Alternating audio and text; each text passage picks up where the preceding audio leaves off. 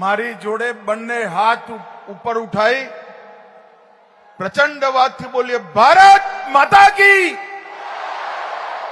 વંદે. મંચ પર ઉપસ્થિત ગુજરાત રાજ્યના યશસ્વી મુખ્યમંત્રી શ્રી ભૂપેન્દ્રભાઈ પટેલ, નરેન્દ્રભાઈ મોદીની મંત્રી પરિષદમાં મારા સાથી રમતગમત મંત્રી ડોક્ટર મનસુખભાઈ માંડવિયા, ગુજરાત સરકારના ગૃહમંત્રી અને રમતગમત મંત્રી શ્રી હર્ષ સંઘવી, ગુજરાત સરકારના મંત્રી શ્રીમાન રાઘવજીભાઈ પટેલ, શ્રીમતી પ્રતિભાબેન જૈન, મેયર અમદાવાદ મહાનગર શ્રી નરહરિભાઈ, શ્રી બાબુભાઈ, મારા સાંસદ સાથીઓ હસમુખભાઈ, દિનેશભાઈ મકવાણા, શ્રી હરિરાવ, સચિવ ભારત સરકાર, શ્રી થેન્નારસન, અશ્વિની કુમાર, અને આજ વીર સાવરકર स्पोर्ट्स संकुल में उपस्थित सभी युवा खिलाड़ियों और भाइयों बहनों को मेरा प्रणाम नमस्कार।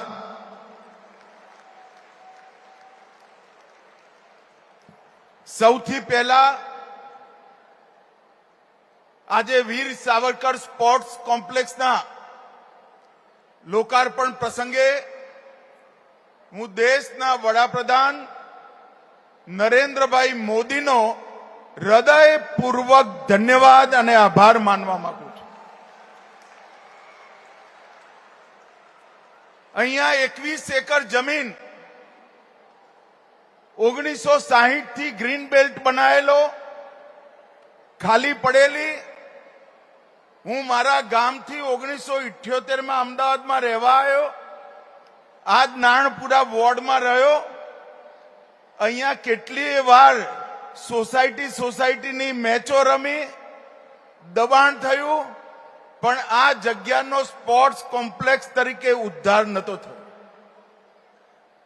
2019 માં હું મોદી સાહેબ પાસે ગયો, મેં કહ્યું સાહેબ મારા ઘરથી 400 મીટર દૂર એક 21 એકરનો પ્લોટ स्पोर्ट्स कॉम्प्लेक्स माटे पड़ेलो छे, जो तमे मंजूरी आपो तो त्यां आगळ एक स्पोर्ट्स कॉम्प्लेक्स बने।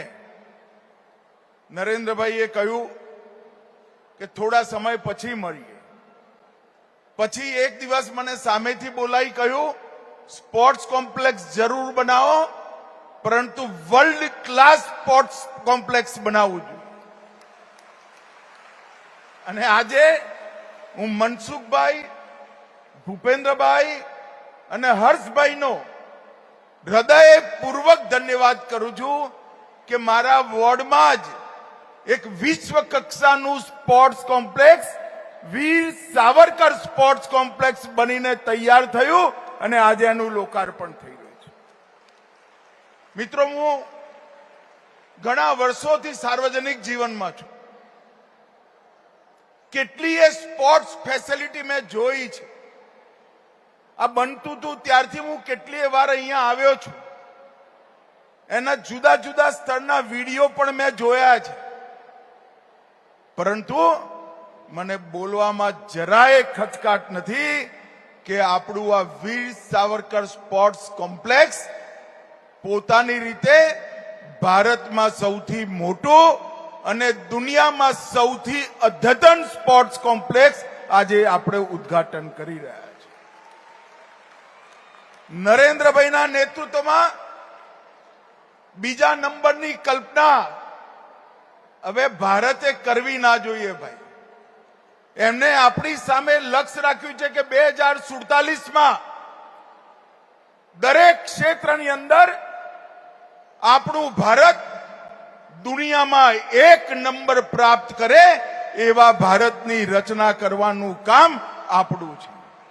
અને જ્યારે દરેક ક્ષેત્રની વાત થાય ત્યારે સ્પોર્ટ્સ ખેલ જગત એ તો આ દેશનો આત્મા છે. સૌથી પહેલી રમત ગમતની શરૂઆત દુનિયામાં ક્યાંય થઈ હોય તો ભારતમાં થઈ, અને દુનિયામાં સૌથી યુવાન દેશ ભારત, અને એ જો સ્પોર્ટ્સમાં પાછો રહી જાય તો શું થાય?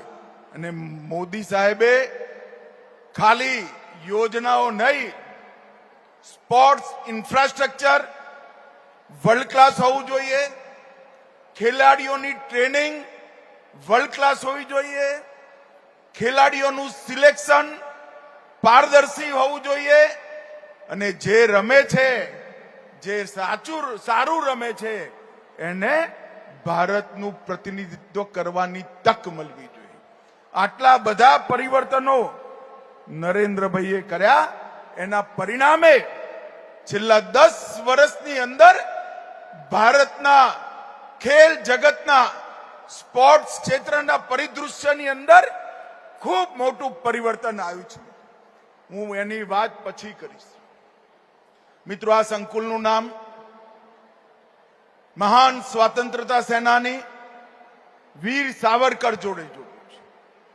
અહીંયા બેઠેલા બધા જ લોકો જે સ્વિમિંગના ખેલાડીઓ હશે એમને ખબર નહીં હોય, દુનિયામાં સૌથી લાંબુ સ્વિમિંગ અગર કોઈ એક માણસે કર્યું હોય તો એ વીર સાવરકરે કર્યું. જ્યારે અંગ્રેજો એમને પકડીને ભારત લાવતા હતા ત્યારે ફ્રાન્સની નજીક જ્યારે ફ્રાન્સનું એક બંદર આવ્યું ત્યારે એમને બેડીઓ સાથે માર્સે પોર્ટ પર બેડીઓ સાથે, મારી વાત ફરીવાર સાંભળજો, હાથ અને પગની બેડીઓ સાથે જહાજમાંથી સમંદરમાં કૂદકો માર્યો અને તરીને ફ્રાન્સની ધરતી પર ગયા, જેથી અંગ્રેજો એમને પકડી ના શકે. પરંતુ દુર્ભાગ્યે અંગ્રેજોએ પકડ્યા, ભારત લાયા, અને આખા ભારતના આઝાદીના આંદોલનમાં એકમાત્ર એવા સ્વાતંત્ર્ય સેનાની હતા જેમને એક જીવનમાં 2 જન્મ ટીપની સજા થઈ. એક જીવનમાં 2 જન્મ ટીપની સજા, 120 વર્ષની સજા. અને વીર સાવરકરે જ્યારે એ કાલા પાણીની સજા માટે આંદોબાન નિકોબાર પહોંચ્યા અને અંગ્રેજ જેલરે કહ્યું, મિસ્ટર સાવરકર, અહીંથી બહાર નહીં જાઓ તમે, હવે 120 વર્ષની સજા થઈ છે.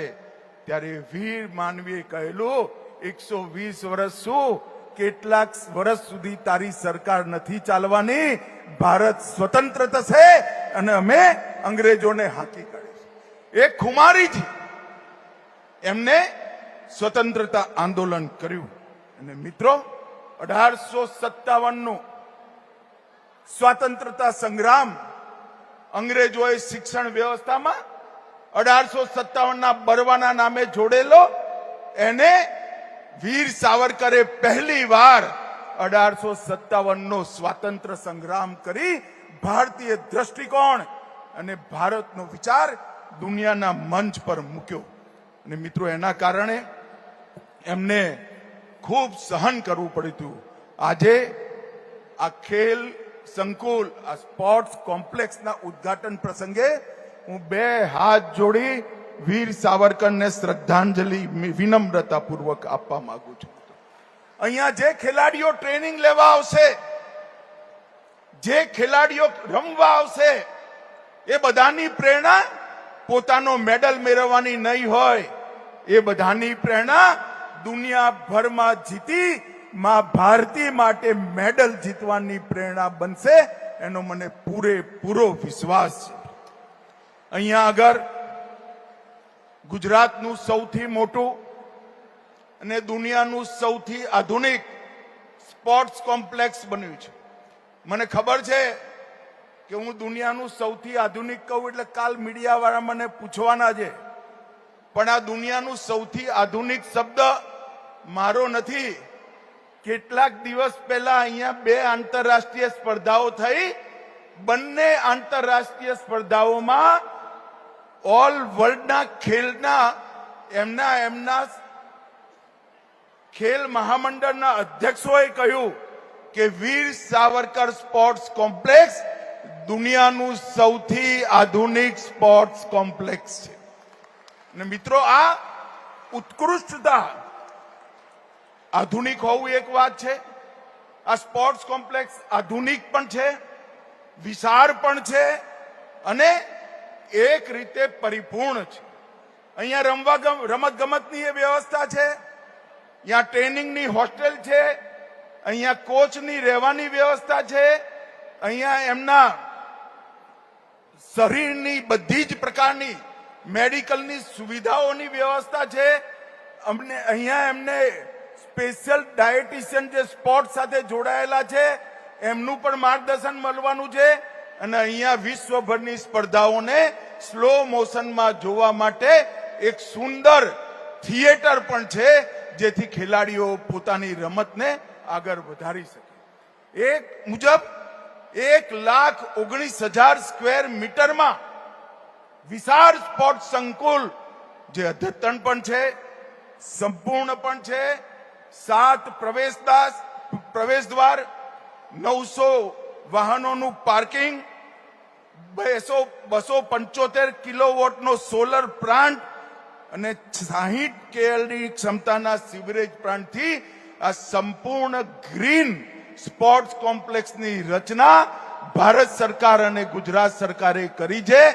અમદાવાદ અને ગુજરાત અને દેશભરના યુવાનો માટે આજે આ સ્પોર્ટ્સ કોમ્પ્લેક્સ ખુલ્લું મૂકતા મંચ પર બેઠેલા અમને સૌને આનંદ અને ગૌરવ થાય છે. મિત્રો, અમદાવાદ આપણું દેશભરનું સ્પોર્ટ્સની રાજધાની બનવા જઈ રહ્યું છે. વિશ્વનું સૌથી મોટું ક્રિકેટ સ્ટેડિયમ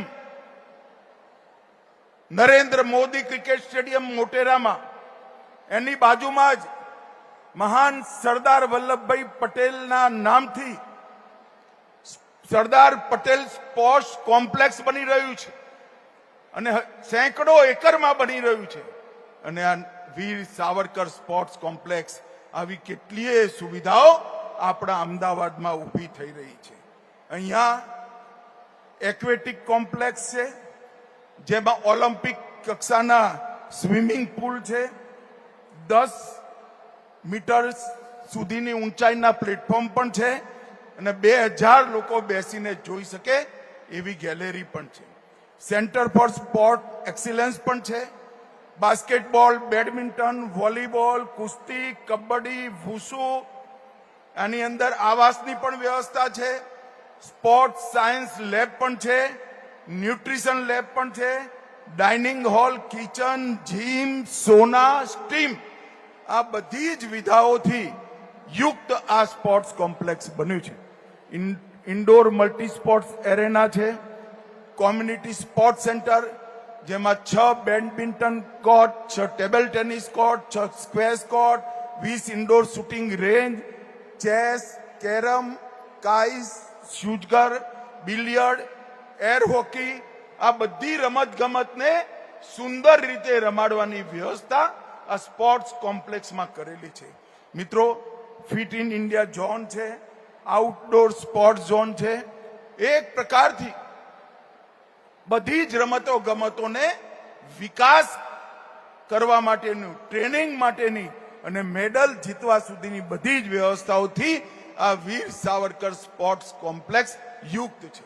મિત્રો, આજે મનસુખભાઈ અહીંયા છે ત્યારે હું કહેવા માંગુ છું, ભારત સરકારના રમત ગમત વિભાગે છેલ્લા 10 વર્ષની અંદર ખૂબ મોટા પરિવર્તનો કર્યા છે અને 35% જેની આબાદી, પોપ્યુલેશન યુવા હોય એવા દેશ માટે વિચારી વૈજ્ઞાનિક રીતે પરિવર્તનો કર્યા છે. ઘણીવાર આ કોંગ્રેસિયા કે એમાં શું જવાહરલાલ નહેરુએ રમાડતા હતા, હમણાં કાલે આવશે જ જોજો કોકનું ભાષણ. પરંતુ હું કહેવા માંગુ છું, નહેરુ સાહેબ તો બહુ આગળની વાત છે, પરંતુ 2014-15માં આ દેશનું ખેલાડીઓ માટેનું બજેટ 1643 કરોડ રૂપિયા હતું. જરા જોરથી બોલો ભાઈ, કેટલું હતું? અરે એમ ના ચાલે ભાઈ, હું ફરીવાર બોલું છું, 1643 કરોડ રૂપિયા તું કેટલું તું, અને મોદી સાહેબે 1643 થી વધારી 5300 કરોડ રૂપિયાનું બજેટ આપણા ખેલાડીઓ માટે કર્યું છે. આ સ્કેલ જે છે એ દેશમાં સ્પોર્ટ્સ કઈ રીતે આગળ વધે એના માટે છે. એની અંદર નવું સ્પોર્ટ ઇન્ફ્રાસ્ટ્રક્ચર, ખેલો ઇન્ડિયા કેન્દ્રો, રાજ્ય ઉત્કૃષ્ટતા કેન્દ્ર, માન્યતા પ્રાપ્ત એકેડમીઝ અને ખેલો ઇન્ડિયા ખેલાડીની એકેડમી, એમની ચિકિત્સાની વ્યવસ્થા, એમની ન્યુટ્રિશનની વ્યવસ્થા, એમની ઇન્જરીની વ્યવસ્થા, આ બધું જ પરિપૂર્ણ કરી એ રીતે 5300 કરોડ રૂપિયાની વાત થઈ. ખેલો ઇન્ડિયા યુનિવર્સિટી ગેમ્સ ચાલુ કરી, ખેલો ઇન્ડિયા પેરા ગેમ્સ ચાલુ કરી, ખેલો ઇન્ડિયા વિન્ટર ગેમ ચાલુ કરી, અને 2025માં મનસુખભાઈ અહીંયા બેઠા છે, નવી ખેલ નીતિ લાઈ ખેલના જગતમાં ભારતને સર્વોચ્ચ બનાવવાની એક સુગ્રથિત નીતિ લઈને આયા. આ નવી સ્પોર્ટ્સ પોલિસીના 5 મંચ છે. એક, વૈશ્વિક મંચ પર આપણે સૌથી આગળ રહીએ. આર્થિક વિકાસ પણ ખેલના માધ્યમથી દેશનો થાય, સામાજિક વિકાસ પણ ખેલના માધ્યમથી દેશનો થાય. ખેલને, સ્પોર્ટ્સને સ્પોર્ટ્સ તરીકે નહીં, એક જન આંદોલનમાં બદલવામાં આવે અને શિક્ષા સાથે સ્પોર્ટનું એકીકરણ પણ થાય, એ પ્રકારની વ્યવસ્થાઓ કરી છે. અને એનું પરિણામ જુઓ. 2048 થી 2012 સુધી ઓલિમ્પિકમાં ભારતના 20 મેડલ મળ્યા હતા. 2048 થી 2012 સુધી ઓલિમ્પિકમાં 20 મેડલ મળ્યા હતા, અને પાછળના 8 વર્ષમાં ઓલિમ્પિકની અંદર 15 મેડલ ભારત જીતી ચૂક્યું છે. આઝાદીથી મોદીજી વડાપ્રધાન બન્યા ત્યાં સુધી 20, અને મોદી વડાપ્રધાન બન્યા પછી 8 વર્ષમાં 15 મેડલ. પેરાલિમ્પિકમાં કુલ 8 મેડલ મળ્યા હતા, હવે 52 મળ્યા છે. ડેફ ઓલિમ્પિકમાં કુલ 2 મળ્યા હતા, હવે 22 મળ્યા છે. આનું એકનોલેજમેન્ટ, જે મુવમેન્ટ ચલાવી ખેલો ઇન્ડિયાથી, ફિટ ઇન્ડિયાથી, એનું એકનોલેજમેન્ટ આજે મેડલના રૂપમાં થઈ રહ્યું. ટોપ સ્કીમ, દરેક ખેલાડી જે ઓલિમ્પિક રમવાનો એને મહિને 25,000, કોર ગ્રુપ માટે 25,000, ટોપમાં જે ઓલિમ્પિક રમવાના એના માટે 50,000, કોર ગ્રુપ માટે 25,000. આ પ્રકારની વ્યવસ્થાઓ નરેન્દ્ર મોદીજીએ કરી, અને એના પરિણામ સ્વરૂપે આખા ભારતમાં સ્પોર્ટ્સનું વાતાવરણ બન્યું છે. મિત્રો, આપણા સ્પોર્ટ્સ કોમ્પ્લેક્સમાં અને અમદાવાદની જુદી જુદી સ્પોર્ટ્સ ફેસિલિટીમાં વિશ્વભરની પોલીસ અને ફાયર બ્રિગેડની રમતગમતની સ્પર્ધાઓ ભારતમાં 2029માં થવાની, અને થોડાક જ સમયમાં ભારતે બીડ મોકલી દીધી છે કોમનવેલ્થ ગેમ માટેની. થોડાક જ સમયમાં કોમનવેલ્થ પણ આપણા અમદાવાદમાં રમાવાની મંજૂરી આવવાની પૂરી શક્યતાઓ છે. અને 2036માં અમદાવાદ શહેરમાં ઓલિમ્પિક લાવવા માટે પણ ભારત સરકાર બધા પ્રકારની તૈયારીઓ કરી રહી છે. અહીંયા અલગ અલગ પ્રકારની 2036 સુધી 13 આંતરરાષ્ટ્રીય સ્પર્ધાઓ અમદાવાદની અંદર આવવાથી અમદાવાદ ન કેવલ ગુજરાત, પૂરા એશિયાનું સ્પોર્ટ્સનું સેન્ટર બને એ પ્રકારની વ્યવસ્થા થઈ રહી છે. મિત્રો, આજે મને ખરેખર હૃદયથી આનંદ છે. મિત્રો, આ જગ્યા પર અહીંથી 600 મીટર દૂર 1978 થી અત્યાર સુધી હું રહ્યો, ત્યાં 21 એકડમાં અત્યાધુનિક વ્યવસ્થાઓ સાથે ભારતનું સૌથી મોટું અને વિશ્વનું સૌથી આધુનિક વીર સાવરકર સ્પોર્ટ્સ કોમ્પ્લેક્સ અહીંયા મૂર્તિમંત થયું છે. ઓલરેડી 2 સ્પર્ધાઓ અહીંયા રમાઈ ચૂકી છે, અને એના માટે હું હૃદયપૂર્વક ગાંધીનગર લોકસભા ક્ષેત્ર તરફથી, અમદાવાદ તરફથી, ગુજરાત તરફથી નરેન્દ્રભાઈને ખૂબ ખૂબ ધન્યવાદ અને અભિનંદન પાઠવું છું. મિત્રો, ફરી એકવાર આ સ્પોર્ટ્સ કોમ્પ્લેક્સની અંદર ટ્રેનિંગ માટે જે ખેલાડીઓ આવે, રમવા માટે જે ખેલાડીઓ આવે, તમારી કેરિયર માટે તો રમજો જ, તમારી પ્રગતિ માટે રમજો, પણ આપણું લક્ષ્ય વિશ્વની સ્પર્ધાઓમાં ભારતને મેડલ અપાવવાનું હોય, એ જ આપણી રમતનો ઉદ્દેશ હોય. ફરી એકવાર સમગ્ર દેશના સૌ ખેલાડીઓને હૃદયપૂર્વકના ખૂબ ખૂબ અભિનંદન. ભારત સરકાર અને ગુજરાત સરકારને પણ હૃદયપૂર્વક આ વિસ્તારના સંસદ સભ્ય તરીકે હું હૃદયપૂર્વક ધન્યવાદ કરી મારી વાત પૂરી કરું છું. વંદે માતરમ.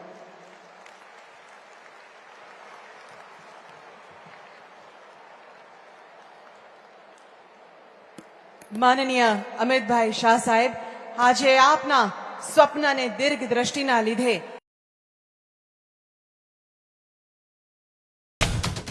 खबरें जो आपको जोड़ती हैं सीधे हमसे, जिनका आपकी जिंदगी पर होता है सीधा असर, खबरों की वही तस्वीर, बिना बदले बिना डरे,